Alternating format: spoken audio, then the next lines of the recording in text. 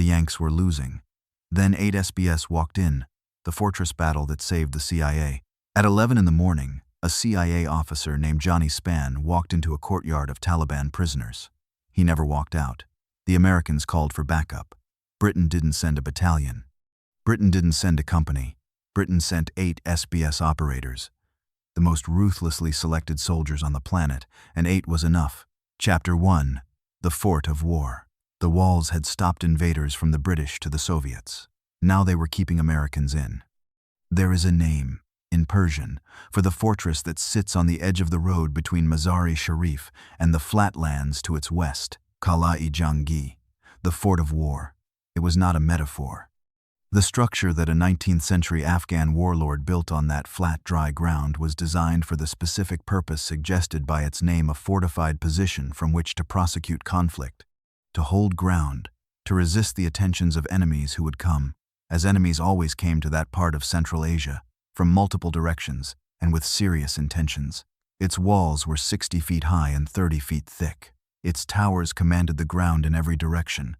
It had, in the decades before 2001, housed the forces of multiple governments, absorbed the attention of multiple invaders, and served as the personal headquarters of Abdul Rashid Dostum, the Northern Alliance warlord, whose relationship with the concept of military mercy was flexible enough to have earned him a reputation even in a part of the world where flexibility on that subject was not unusual. In late November of 2001, the Fort of War was being used as a prison. The man standing in the courtyard of Qala-e-Jangi on the morning of the 25th of November, 2001, was not afraid. This was itself a kind of problem. Johnny Michael Spann was a CIA paramilitary officer from Winfield, Alabama, 32 years old, a former Marine captain who had jumped through enough hoops in enough classified programs to earn his place in the Special Activities Division, the part of the CIA that did not appear in press releases. He had arrived in Afghanistan 6 weeks after the September 11th attacks as part of a small advance force tasked with something that the American military apparatus, for all its resources and firepower, could not do alone: find the men who had planned the attacks and pull the threads of the network until nothing was left. He was good at his job. He was experienced. He was standing in a courtyard with approximately 300 Taliban and Al-Qaeda prisoners, and he was conducting interrogations with the quiet, methodical efficiency of a man who had done this before, in places where the work was equally unpleasant and equally necessary.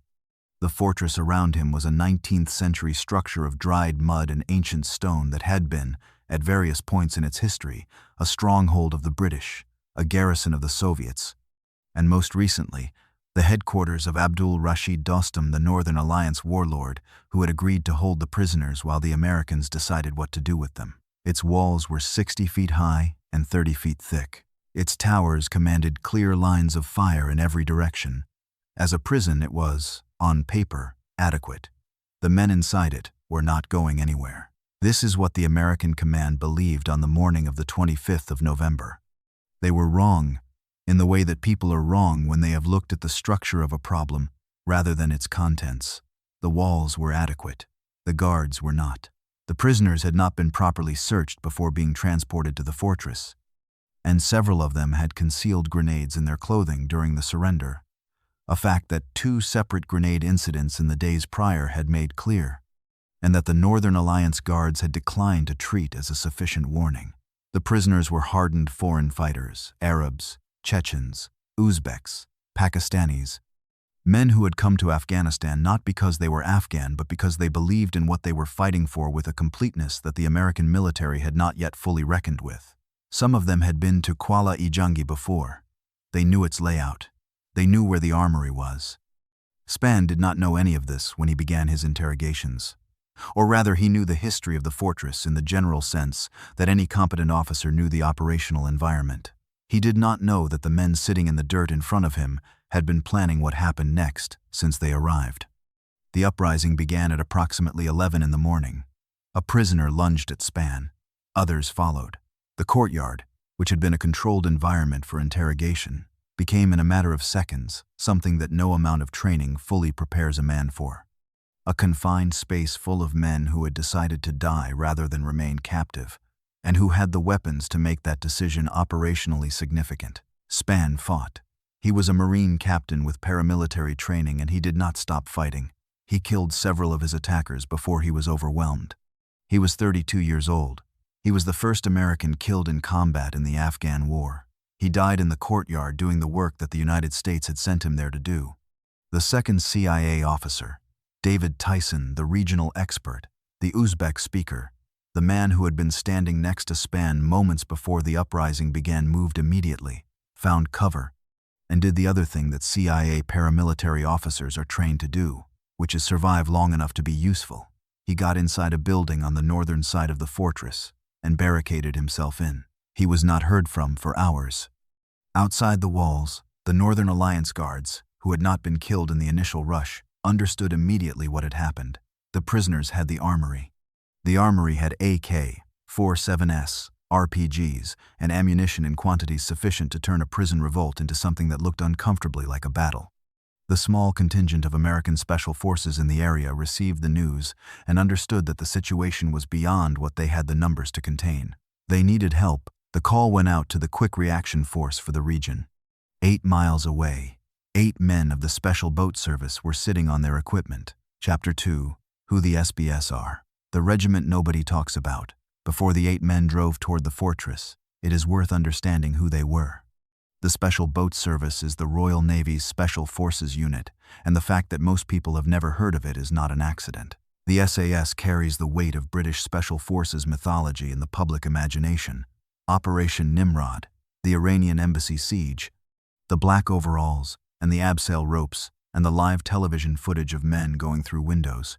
The SAS has an identity that has been, over decades, at least partially visible. The SBS has none of this by design. It is smaller, quieter, and operates in the environments maritime, coastal, riverine, where silence is not just preferred but structurally necessary. Its origins are in the Second World War, in the commando raids and beach reconnaissance operations that preceded the major amphibious landings of North Africa, Sicily, and Normandy. Its operators were the men who went ashore in folding canoes in the middle of the night to mark landing beaches and count defenses and bring back information on which the success of entire invasion fleets depended. Doing that work required a particular quality, the capacity to be completely invisible, in environments where invisibility was not natural, for extended periods of time, alone. The selection process for the SBS in 2001 was, by any reasonable measure, among the most demanding in the world. Candidates first had to pass SAS selection, the Brecon Beacons, the long marches, the brutal attrition that removed the vast majority of applicants. Those who passed SAS selection were then eligible for SBS continuation training, which added the maritime and diving skills specific to the SBS role. The result was a very small number of operators who had been selected twice by 2 successive processes, each of which removed most of its candidates. The 8 men who drove toward Kala Jangi were the product of this process. They arrived in 2 armed Land Rovers, which against a fortress full of several hundred armed fighters looked, from the outside, like a ratio that did not add up to survival. What they had was not visible from the outside. They drove toward the fortress at speed. The battle was already in progress.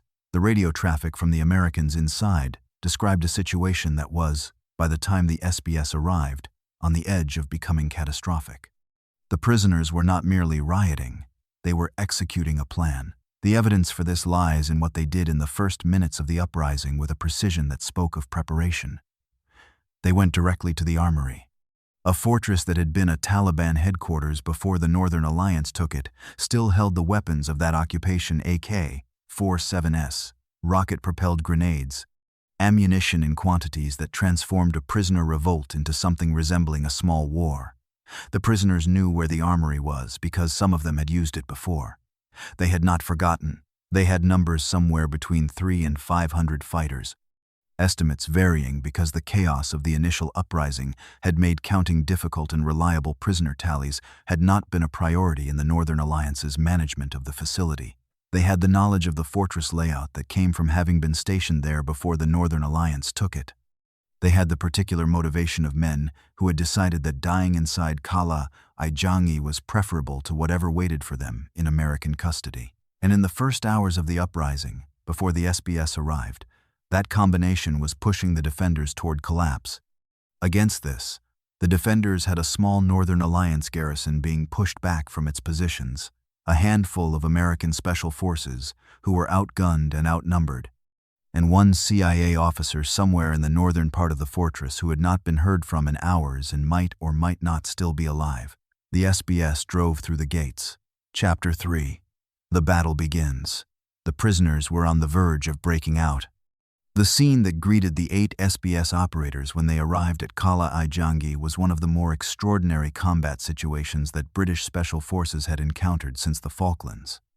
The fortress was large, a 19th-century hexagonal structure built on a scale that reflected the military thinking of its era. When a fortification needed to be able to house an entire garrison and its supplies for an extended siege, the walls were the dominant feature. 60 feet of dried mud and stone that had absorbed centuries of conflict. Inside those walls, several hundred men with AK-47s and RPGs were fighting their way toward the exits, and the defenders were losing ground. The SBS took in the situation with the particular efficiency of operators trained to assess and act without the deliberation that costs time a man does not have. The prisoners were concentrated in the southern courtyard. The Northern Alliance defenders had fallen back toward the northern section. The Americans were pinned. The key tactical problem was simple and brutal. If the prisoners reached the outer walls in sufficient numbers, they would go over them. And a force of several hundred armed Taliban and Al-Qaeda fighters moving through the streets of a city of 300,000 people was not a problem that could be solved after the fact. The SBS needed to stop them getting over those walls. The team moved to the battlements, the top of the fortress walls, which offered both a field of fire into the southern courtyard and a defensive position that the prisoners would have to fight through to exit. They dismounted the GPMGs, the general-purpose machine guns, from the Land Rovers and carried them up. A GPMG weighs 11 kilograms without its ammunition, and the ammunition for a sustained engagement weighs considerably more. They carried them up the walls and set them up along the battlements, and they began to fire. What followed was not a clean tactical engagement. It was sustained, close-range combat against a force that knew the ground, had nothing to lose, and was willing to absorb casualties at a rate that would have broken most units.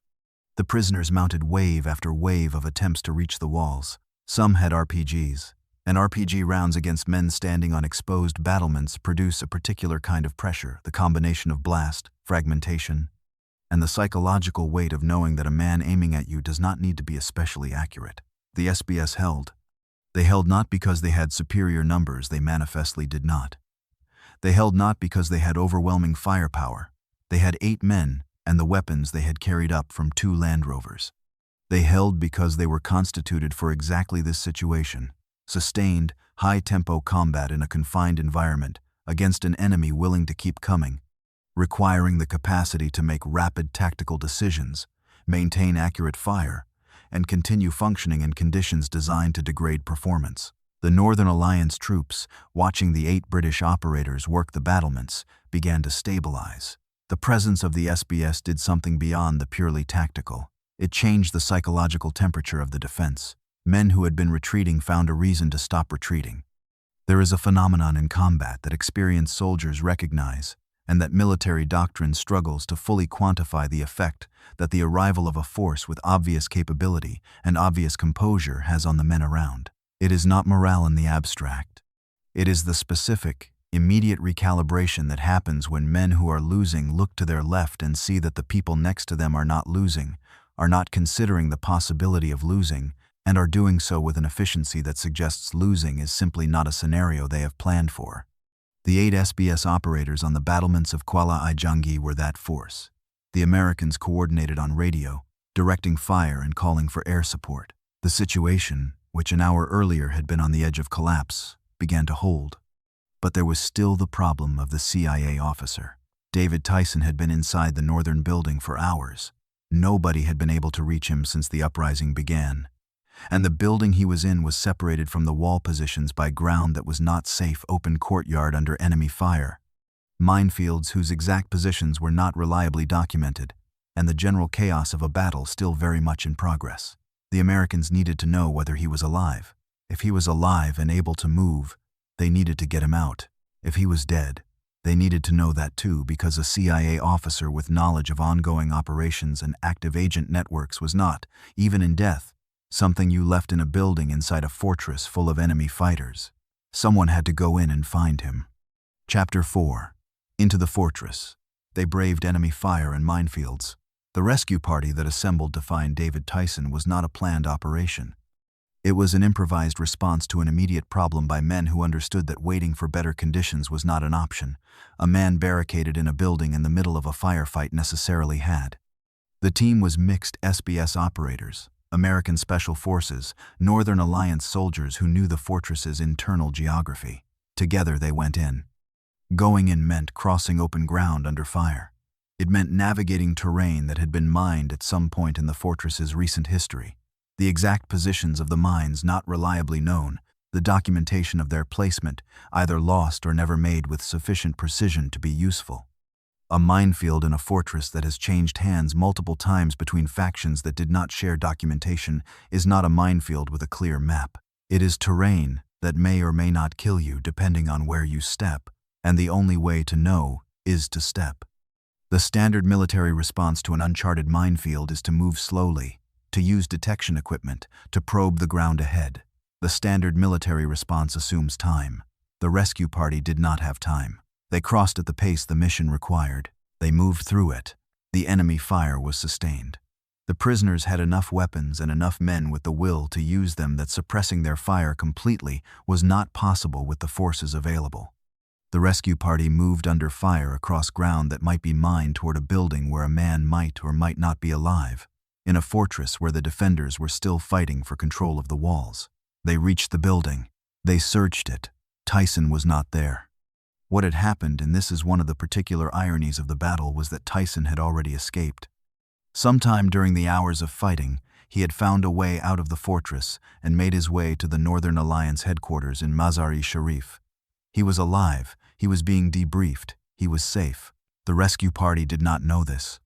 They had gone in to find a man who was no longer there, through minefields and enemy fire, at considerable personal risk, because the information available indicated there was a CIA officer inside who needed extracting. It was this action, the willingness to go in under those conditions for a man who might already be dead, through terrain that might kill you before you reach the building, that earned the SBS team leader his nomination for the Congressional Medal of Honor, the highest military decoration the United States can award. Not given for tactical excellence in a controlled operation, given for what a man does when the situation is unreasonable and he goes anyway. The then Secretary of State for Defense, Jeff Hoon, quashed the nomination. His reasons were not disclosed. The SBS team leader did not receive the Congressional Medal of Honor.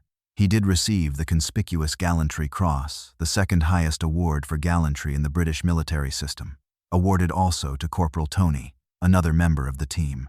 The citations for these awards are classified. What they describe, in the compressed language of official commendation, is men who performed acts that the British government considered worthy of its second highest recognition for valor under fire. Outside, the battle continued. Chapter 5. 8 days. The fighting raged. The SBS did not leave. The battle for Kuala Ijangi lasted 8 days, not 8 hours, not a single intense engagement that resolved itself by nightfall. 8 days of sustained combat inside a 19th century fortress, with several hundred fighters who had decided they were not surrendering a second time, against a coalition force that had to improvise its tactics in real time because no military planning document had anticipated this particular situation. The rhythm of the 8 days was determined by a fundamental tactical problem. The prisoners were inside, and they were staying inside. Going in to clear them room by room in a fortress of this size, against fighters of this quality and motivation, would have cost far more lives than the coalition was prepared to spend. The alternative, keeping them contained and degrading their capability from outside, required sustained pressure, air support, and the kind of patient operational grinding that is less dramatic than a decisive assault but more survivable. The SBS provided the sustained pressure. Airstrikes were called in repeatedly throughout the 8 days. American aircraft dropped ordnance on the southern courtyard with the precision that 2001's targeting technology could provide. JDAM guidance systems allowed for accuracy, measured in meters rather than hundreds of meters. The Taliban fighters took cover. They moved underground, into the tunnels and basements beneath the fortress. The airstrikes could reduce their freedom of movement above ground. They could not reach the men below it. Then there was the friendly fire incident. On the 26th of November, a 2,000-pound JDAM bomb missed its intended coordinates and struck a Northern Alliance tank. The explosion killed Northern Alliance soldiers fighting alongside the coalition. It wounded 5 American Special Forces personnel who had been directing the strikes, the first Purple Hearts of the Afghan War, awarded in the hours after the blast. It was the particular horror of a war where the targeting technology was good but not perfect, where the fog of battle compressed decision cycles to the point where a coordinate error of a few hundred meters had consequences that precision was supposed to prevent. The SBS continued to operate. The friendly fire incident did not stop the battle. It intensified the pressure to end it faster, which meant more airstrikes, more sustained fire from the battlements, more of the grinding work that had been in progress since the first day. By the end of the first week, the Taliban fighters who remained alive were underground. The Northern Alliance tried pouring fuel down the grates into the tunnels and igniting it, a medieval solution to a medieval problem. It was not fully effective. Many of the fighters had gone deep enough that fire did not reach them. The coalition decided to flood the tunnels. Water was brought in and pumped into the tunnel system beneath the southern courtyard. Not long after, the last of the fighters, 86 survivors out of an original force that had numbered somewhere between 300 and 500 men, emerged from the underground and surrendered for the second time. The battle was over. The final accounting was stark. Somewhere between 400 and 500 Taliban and Al-Qaeda fighters were dead, killed by airstrikes, by the sustained fire from the battlements, by the Northern Alliance forces, by each other, in the cases where escape attempts had failed and men had chosen to end it themselves rather than be taken. The fortress's courtyards were, by the time the fighting stopped, in a condition that those who saw them described in terms that were not clinical. 8 SBS operators had held the battlements, directed airstrikes, conducted a rescue mission through minefields, and maintained operational pressure for 8 consecutive days. They had 2 conspicuous gallantry crosses between them, a quashed Congressional Medal of Honor nomination, and the particular satisfaction of men who had been given a situation that was not manageable and had managed it anyway. Chapter 6. What the Fortress Revealed. The ratio was 8 to 500. The outcome was not in question. There is a tendency, when discussing battles of this kind, to reach for the language of the extraordinary. 8 men against 500. The impossible odds. The heroic stand. This framing is accurate in its numbers and misleading in its implication. The 8 SBS operators who held the battlements of Cala-i-Janggi were not performing a miracle. They were performing the function they had been trained and selected to perform, operating in a high-pressure environment against a numerically superior enemy, making rapid tactical decisions, maintaining accuracy and effectiveness under sustained fire, and continuing to function when the conditions were designed to degrade functioning. This is not a semantic distinction. It matters because it explains the outcome.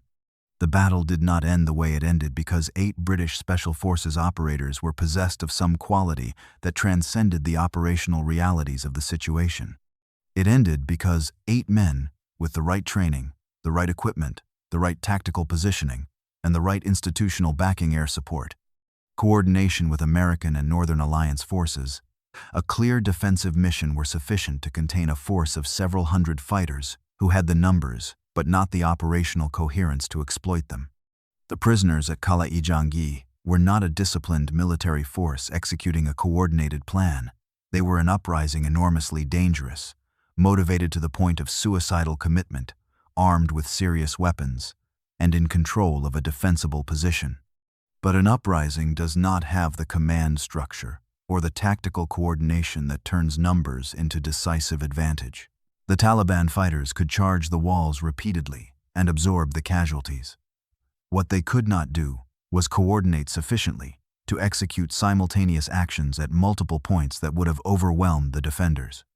The 8 SBS operators, working the battlements with GPMGs and directing airstrikes, held the line not because 8 is somehow equivalent to 500 in combat mathematics, but because they held the critical terrain and used it in a way that the prisoners' lack of coordination could not overcome. The Americans who were present at Cala-i-Janggi fought. This requires saying clearly, because the story of the SBS's role is not a story in which the Americans failed and the British succeeded. It is a story in which a situation exceeded what was immediately available to address it, and what was sent to close the gap was 8 men who could close any gap. Johnny Spann died fighting. David Tyson survived through tactical intelligence and a fortune not entirely separable from skill. Major Mark Mitchell, the Green Beret officer who coordinated the American response, received the Distinguished Service Cross, the second highest American military decoration for his actions during the battle. Navy SEALs Master Chief Petty Officer Stephen Bass received the Navy Cross. The Americans contributed air support, coordination, and persistent effort throughout 8 days that tested everyone present. What the Americans did not have, in the specific situation that confronted them at 11 in the morning on the 25th of November, was the immediate capacity to respond to a full-scale armed uprising in a 19th-century fortress with the sustained combat effectiveness in the situation required. They had the special forces, they had the air power. They did not have a quick reaction force assigned to the region with the specific profile. The SBS brought operators who had passed 2 separate selection processes, who had been trained for exactly the kind of sustained small-force combat the battlements required, and who happened to be 8 miles away with their weapons mounted and their engines running. The distance between what the Americans had and what the situation required was not a failure of the American military system. It was a gap, the kind of operational gap that exists in any theater of war between the force available and the force the next unexpected situation will require. In this case, the gap was filled by a quick reaction force that the British military had positioned and trained, and that arrived in 2 Land Rovers with GPMGs and the particular capability of operators who had nothing left to prove. That is what the call for help was about. Not incompetence, not cowardice. The operational gap between the situation that existed and the resources immediately available to address it. The call went out. The SBS answered it. 8 men, 2 Land Rovers, and the weapons pulled from their vehicle mounts. The fortress held. Chapter 7. The medal he never got. Nominated for America's highest honor, a British minister said no. The Congressional Medal of Honor is not awarded lightly. It is the highest military decoration that the United States government can bestow. It has been awarded, since its creation during the Civil War, to fewer than 4,000 people, a number that sounds large until you consider it spans a century and a half of American military history and multiple major wars. It is awarded for actions that are, in the formal language of the citation process, above and beyond the call of duty, not exceptional performance within normal parameters. Actions that exceed what any reasonable military framework could be said to require of a man.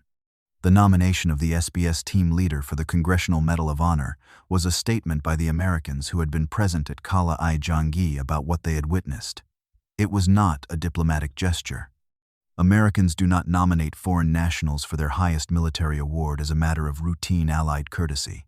They nominate them when they have seen something that they believe, in their professional judgment, meets the standard the award was created to recognize. The nomination described actions during the rescue mission through the minefields and enemy fire, the mission that went in to find David Tyson, that crossed ground that might have killed any member of the party at any step, that reached the building and found it empty and came back out again. The willingness to go in under those conditions, through that terrain, for a man who might be dead, in the middle of a battle that was still very much in progress. Jeff Hoon, the Secretary of State for Defense, reviewed the nomination and declined to approve it. His reasons have never been made public. There has been speculation about diplomatic considerations, about the precedent of a British serviceman accepting a foreign military's highest award, about the specific circumstances of the operation and what public acknowledgement of them would have required disclosing. None of this has been confirmed. The Ministry of Defense did not explain its decision and has not explained it since. The team leader received the Conspicuous Gallantry Cross instead, as did Corporal Tony. The CGC is not a consolation prize. It is the second highest award for gallantry that the British military gives, behind only the Victoria Cross. The citations for both awards remain classified. There is something in this story that illuminates the particular world that Special Forces operators inhabit. Their actions are assessed by military standards that the public rarely sees applied, recognized by awards whose citations describe things that cannot be publicly discussed, and occasionally subject to decisions made by politicians for reasons that are never given. The men themselves are generally unbothered by this. The culture of the SBS, like the SAS, like all serious special forces, does not place great weight on external recognition. The work is the point. Whether a government minister in London decides to approve a foreign commendation is, in the hierarchy of things that matter to a man who has spent 8 days on the battlements of an Afghan fortress, not especially high. But it matters to history. Not because the lack of a Congressional Medal of Honor diminishes what was done at Cala-i-Janggi, it does not. It matters because the nomination itself is evidence. It is the professional judgment of people who were there, who understood what the standard was, and who believed the standard had been met. The Americans on the ground at Cala-i-Janggi believed a British operator had performed at the level of their nation's highest military honor. A politician in London decided the world did not need to know about it. Chapter 8. After the fort. 86 prisoners walked out. The rest did not. When the water finished its work, and the last fighters emerged from the tunnels beneath Cala-i-Janggi, they came out into a fortress that looked nothing like the one they had taken 8 days earlier. The southern courtyard, where the interrogations had been taking place when the uprising began, was devastated. The airstrikes had done their work. The sustained fire from the battlements had done its work. The fort's ancient mud brick structures had absorbed 2,000-pound JDAM impacts and RPG rounds and 8 days of small arms fire, and had held because mud brick, as medieval architects understood and modern warfare periodically rediscovers, absorbs blast and fragmentation with a solidity that concrete sometimes does not match. But held does not mean unchanged. The courtyard was a ruin of the ruin that a 19th century fortress already was. 86 men surrendered, out of somewhere between 300 and 500 who had been in the fortress when the uprising began. 86 were alive to walk out with their hands raised. The arithmetic of that outcome is not comfortable to contemplate at length. The vast majority of the men who had revolted at Cala-i-Janggi were dead, killed in the battle, in the airstrikes, in the flooding of the tunnels. Many had chosen their own ending rather than surrender again. The Northern Alliance's conduct during and after the battle was subject to scrutiny and criticism that forms part of the longer reckoning with what happened in Afghanistan in those early weeks. What belongs to this account is simpler. A situation that was, at 11 in the morning on the 25th of November 2001, on the verge of becoming catastrophic, had been contained. A CIA officer was alive. An armed force that had taken a fortress full of weapons had not broken out into a city of 300,000 people. The intelligence value of the prisoners who survived was preserved. 8 SBS operators had answered a call for help. 2 of them had received conspicuous gallantry crosses. 1 had been nominated for the Congressional Medal of Honor and had the nomination quashed by a government minister. All 8 had done what they were there to do. Johnny Spann was not there to see it end. He had been killed in the first minutes of the uprising, in the courtyard, doing his job. He was buried at Arlington National Cemetery with full honors. He was the first American killed in combat in the Afghan War, and his death was the event that had made the phone call to the SBS Quick Reaction Force necessary in the first place. The fortress itself still stands outside Mazar-i-Sharif. The walls that stopped the British, the Soviets, and eventually the Taliban are still 60 feet high and 30 feet thick. Local people know what happened there in November 2001. Travelers who go looking for it find a structure that looks, from the outside, exactly like what it is, a place that has absorbed more history than most buildings in most countries, and that wears the weight of it in its walls without advertising the fact. 8 miles away, when the battle ended, 2 Land Rovers drove back to where they had come from. Their GPMGs were remounted. The operators cleaned their weapons.